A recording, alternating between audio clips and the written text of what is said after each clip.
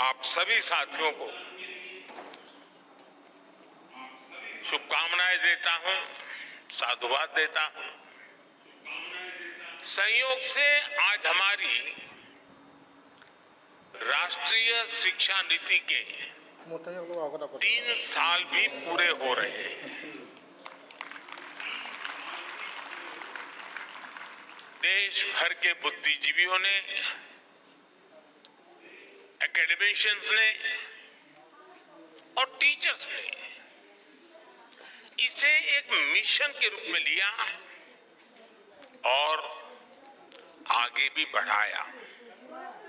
मैं आज इस अवसर पर उन सभी का भी धन्यवाद करता हूं, उनका आभार प्रकट करता हूं। अभी मैं यहां आने के पहले पास के पेविलियन में लगी रही प्रदर्शनी देख रहा था। इस प्रदर्शनी में हमारे स्किल और एजुकेशन सेक्टर की ताकत को, उसकी उपलब्धियों को दिखाया गया। नए नए इनोवेटिव तरीके दिखाए गए।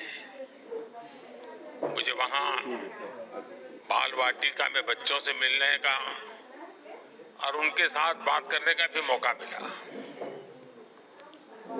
बच्चे खेल खेल में कैसे कितना कुछ सीख रहे हैं, कैसे शिक्षा और स्कूलिंग के मायने बदल रहे हैं, ये देखना मेरे लिए वाकई उत्साहजनक था।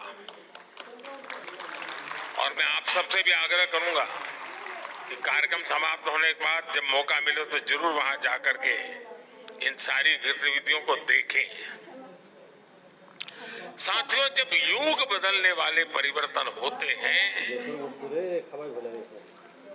तो वो अपना समय लेते हैं। 3 साल पहले जब हमने राष्ट्रीय शिक्षा नीति की घोषणा की थी तो एक बहुत बड़ा कार्यक्षेत्र हमारे सामने था। लेकिन आप सभी ने राष्ट्रीय शिक्षा नीति को लागू करने के लिए जो कर्तव्य भाव दिखाया, जो समर्पण दिखाया और खुले मन से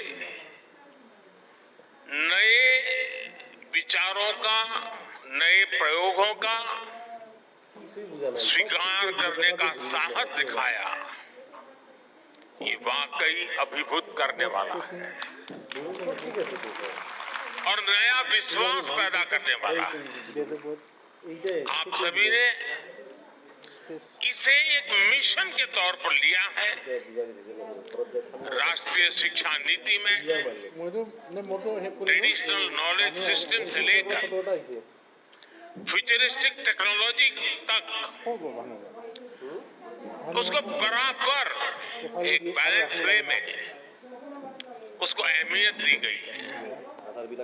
प्राथमिक शिक्षा के क्षेत्र में नया पाठ्यक्रम तैयार करने के लिए, क्षेत्रीय भाषाओं की पुस्तकें लाने के लिए, उच्च शिक्षा के लिए, देश में रिसर्च इकोसिस्टम को मजबूत करने के लिए देश का शिक्षा जगत के सभी महानुभावों ने बहुत परिश्रम किया है।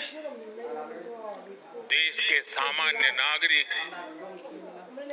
और हमारे विद्यार्थी नई व्यवस्था से भली भांति परिचित हैं। वो ये जान गए हैं कि 10+2 एजुकेशन सिस्टम की जगह अब 5+3+3+4 ये प्रणाली पर अमल हो रहा है। पढ़ाई की शुरुआत भी अब 3 साल की आयु से होगी। इससे पूरे देश में एकरूपता आएगी। हाल ही में संसद में नेशनल रिसर्च फाउंडेशन बिल पेश करने के लिए कैबिनेट ने अपनी मंजूरी दे दी है। राष्ट्रीय शिक्षा नीति के तहत नेशनल करिकुलम फ्रेमवर्क भी जल्द ही लागू हो रहा है। मुझे बताया गया है कि फाउंडेशन स्टेज यानी 3 से 8 साल के बच्चों के लिए फ्रेमवर्क तैयार भी हो गया है। बाकी के लिए करिकुलम बहुत जल्द ही हो जाएगा। स्वाभाविक तौर पर अब पूरे देश में सीबीएसई स्कूलों में एक तरह का पाठ्यक्रम होगा। इसके लिए एनसीईआरटी नई पाठ्यपुस्तकें तैयार कर रही है। तीसरी से 12वीं कक्षाओं तक लगभग 130 विषयों की नई किताबें आ रही हैं। और मुझे खुशी है कि क्योंकि अब शिक्षा क्षेत्रीय भाषाओं में भी दी जानी है, इसलिए पुस्तकें 22 भारतीय भाषाओं में होगी। साथियों, युवाओं को उनकी प्रतिभा की जगह उनकी भाषा के आधार पर जज किया जाना उनके साथ सबसे बड़ा अन्याय है। मातृभाषा में पढ़ाई होने से भारत के युवा टैलेंट के साथ अब असली न्याय की शुरुआत होने जा रही है। और ये सामाजिक न्याय का भी अहम कदम है। दुनिया में सैकड़ों अलग अलग भाषाएं हैं। हर भाषा की अपनी अहमियत है। दुनिया के ज्यादातर विकसित देशों ने अपनी भाषा की बदौलत बढ़त हासिल की है। अगर हम केवल यूरोप को ही देखें तो वहां ज्यादातर देश अपनी अपनी नेटिव भाषा का ही इस्तेमाल करते हैं। लेकिन हमारे यहाँ इतनी सारी समृद्ध भाषाएं होने के बावजूद हमने अपनी भाषाओं को पिछड़ेपन के तौर पर पेश किया। निर्मला বাইদেউ হে পাব লাগে। निर्मला বাইদেউ হে পাব লাগে। इससे बड़ा दुर्भाग्य क्या हो सकता है? कोई कितना भी इनोवेटिव माइंड क्यों न हो, अगर वो अंग्रेजी नहीं बोल सकता था तो उसकी प्रतिभा को जल्दी स्वीकार नहीं किया जाता था।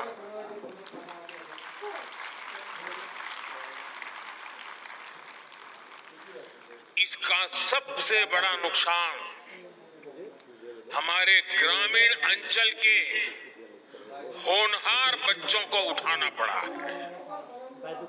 आज आजादी के अमृत काल में नेशनल एजुकेशन पॉलिसी के जरिए देश ने इस हीन भावना को भी पीछे छोड़ने की शुरुआत की है। और मैं तो यूएन में भी भारत की भाषा बोलता हूं।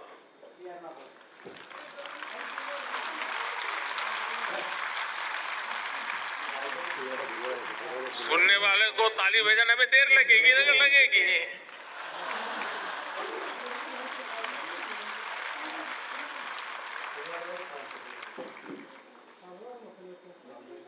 साथियों, अब सोशल साइंस से लेकर इंजीनियरिंग तक की पढ़ाई भी भारतीय भाषाओं में होगी।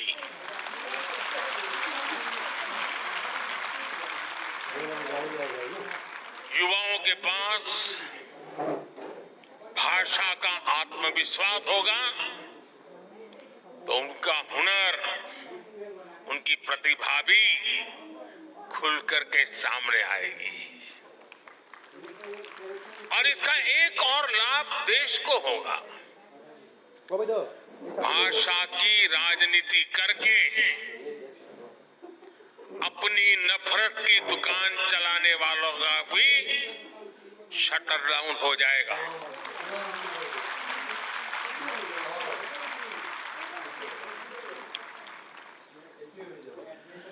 नेशनल एजुकेशन पॉलिसी से देश की हर भाषा को सम्मान मिलेगा, बढ़ावा मिलेगा।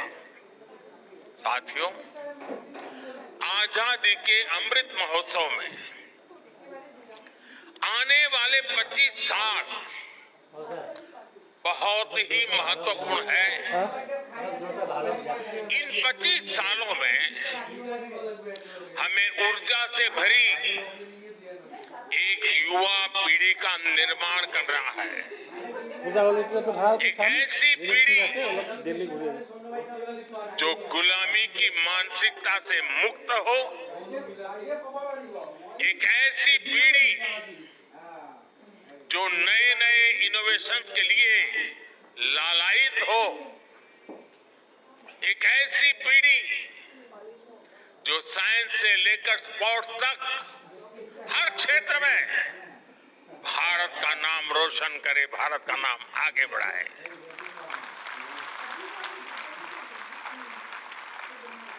एक ऐसी पीढ़ी जो 21वीं सदी के भारत की आवश्यकताओं को समझते हुए अपना सामर्थ्य बढ़ाए, और एक ऐसी पीढ़ी जो कर्तव्य बोध से भरी हुई हो, अपने दायित्व को जानती हो, समझती हो। और इसमें राष्ट्रीय शिक्षा नीति की बहुत बड़ी भूमिका है। साथियों, क्वालिटी एजुकेशन की दुनिया में कई पैरामीटर्स हैं, लेकिन जब हम भारत की बात करते हैं तो हमारा एक बड़ा प्रयास है समानता। राष्ट्रीय शिक्षा नीति की प्राथमिकता है भारत के हर युवा को समान शिक्षा मिले, शिक्षा के समान अवसर मिले। जब हम समान शिक्षा और समान अवसरों की बात करते हैं तो ये जिम्मेदारी केवल स्कूल खोल देने मात्र से पूरी नहीं हो जाती। समान शिक्षा का मतलब है शिक्षा के साथ साथ संसाधनों तक समानता पहुंचनी चाहिए। समान शिक्षा का मतलब है हर बच्चे की समझ और चॉइस के हिसाब से उसे विकल्पों का मिलना। समान शिक्षा का मतलब है स्थान, वर्ग, क्षेत्र के कारण बच्चे शिक्षा से वंचित न रहे। इसलिए नेशनल एजुकेशन पॉलिसी का विजन ये है, देश का प्रयास ये है कि गांव, शहर, अमीर, गरीब, हर वर्ग में युवाओं को एक जैसा अवसर मिले। आप देखिए, पहले कितने ही बच्चे केवल इसलिए नहीं पढ़ पाते थे क्योंकि सुदूर क्षेत्रों में अच्छे स्कूल नहीं होते थे। लेकिन आज देश भर में हजारों स्कूलों को पीएम श्री स्कूल के तौर पर अपग्रेड किया जा रहा है। 5G के इस युग में ये आधुनिक हाईटेक स्कूल भारत के विद्यार्थियों को आधुनिक प्रारंभिक शिक्षा का माध्यम बनेंगे। आज आदिवासी इलाकों में एकलव्य आदिवासी स्कूल भी खोले जा रहे हैं। आज गांव-गांव इंटरनेट की सुविधा उपलब्ध है। दीक्षा, स्वयं और स्वयं प्रभा जैसे माध्यमों से दूर दराज के बच्चे पढ़ाई कर रहे हैं। अच्छे से अच्छी किताबें, क्रिएटिव लर्निंग टेक्निक्स हो, आज डिजिटल टेक्नोलॉजी के जरिए गांव-गांव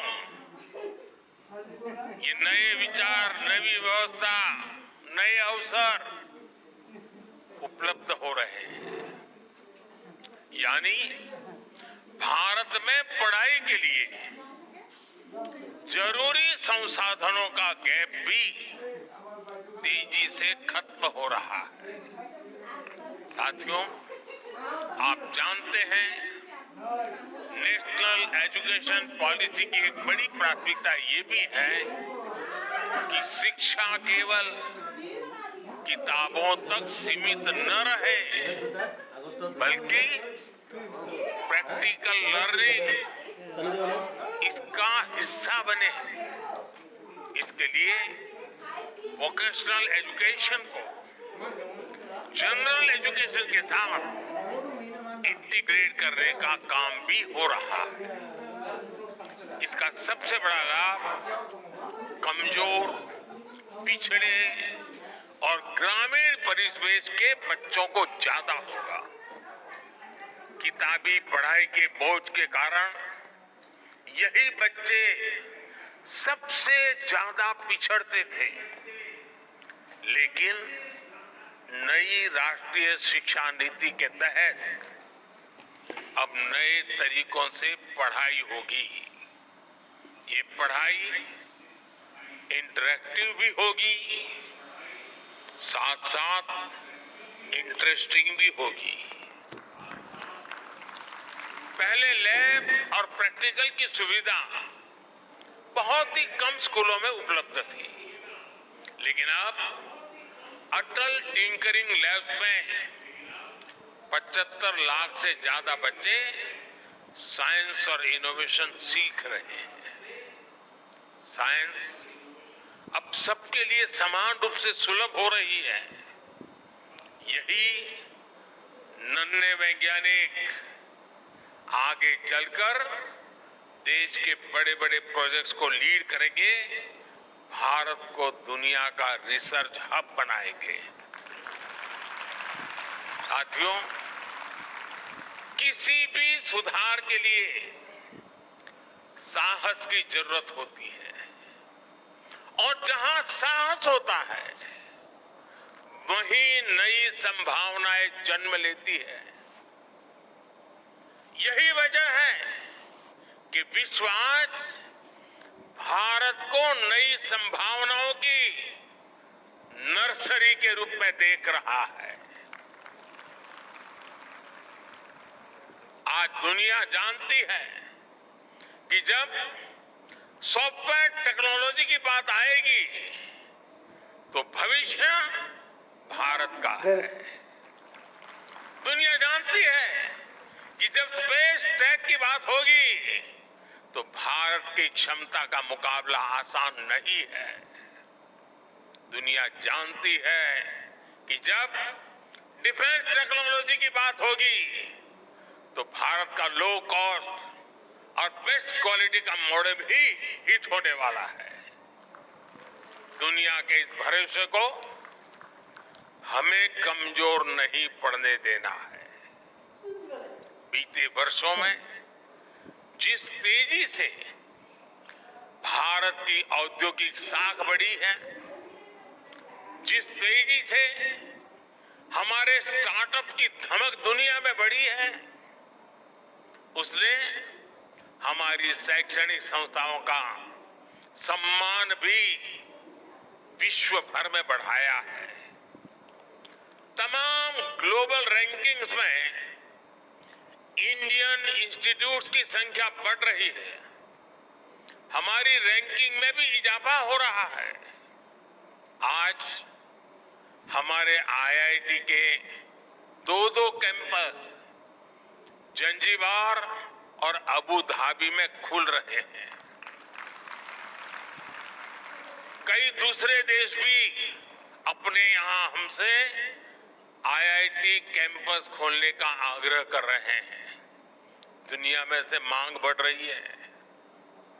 हमारे एजुकेशन इकोसिस्टम में आ रहे ये सकारात्मक बदलावों के कारण कई ग्लोबल यूनिवर्सिटी भी भारत में अपने कैंपस खोलना चाहती है। ऑस्ट्रेलिया की 2 यूनिवर्सिटीज गुजरात के गिफ्ट सिटी में अपने कैंपस खोलने वाली है।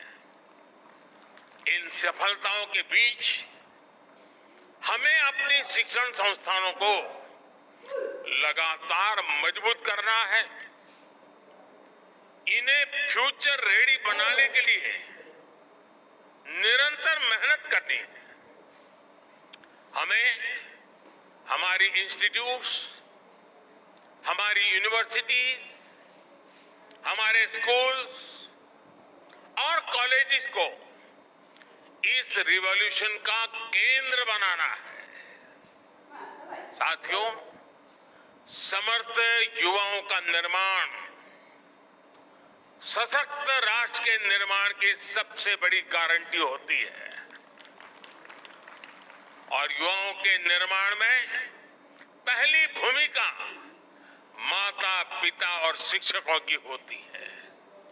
इसलिए मैं शिक्षकों और अभिभावकों सभी से कहना चाहूंगा कि बच्चों को हमें खुली उड़ान देने का मौका देना ही होगा।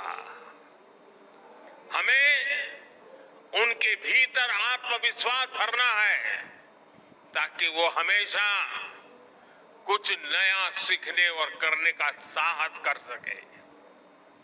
हमें भविष्य पर नजर रखनी होगी। हमें फ्यूचरिस्टिक माइंडसेट के साथ सोचना होगा।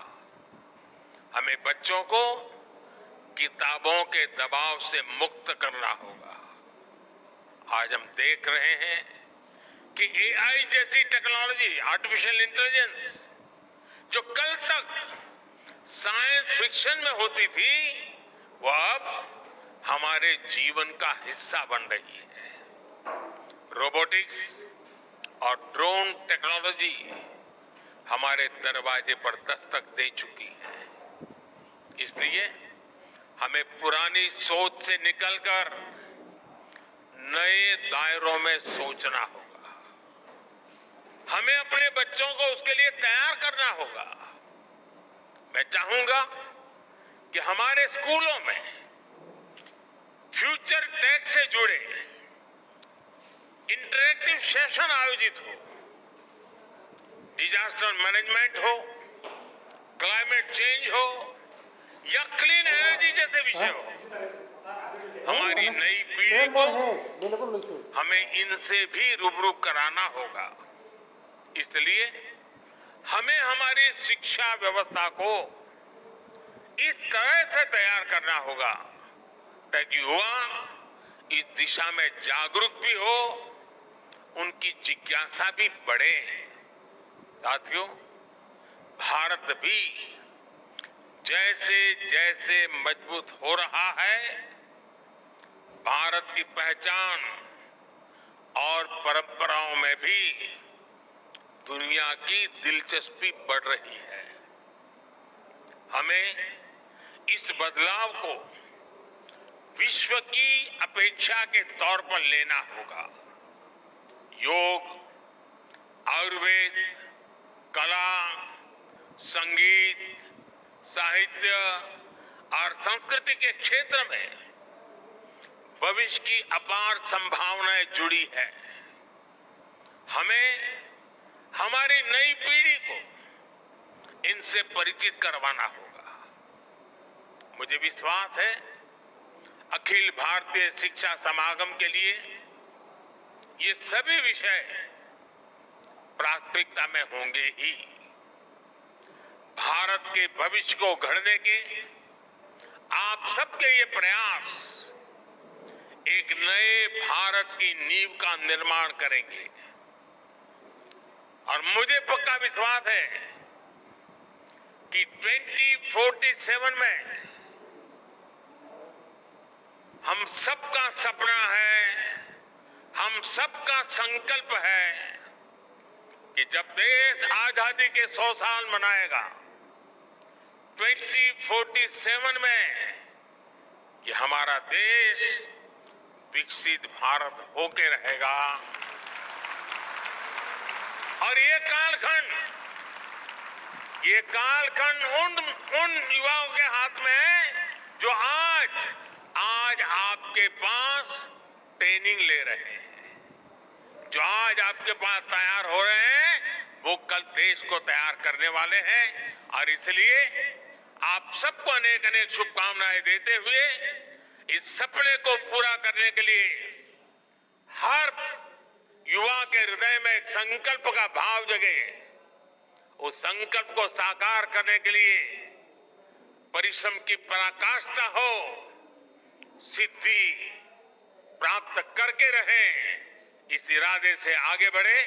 मेरी आप सबको बहुत बहुत शुभकामनाएं, बहुत बहुत धन्यवाद।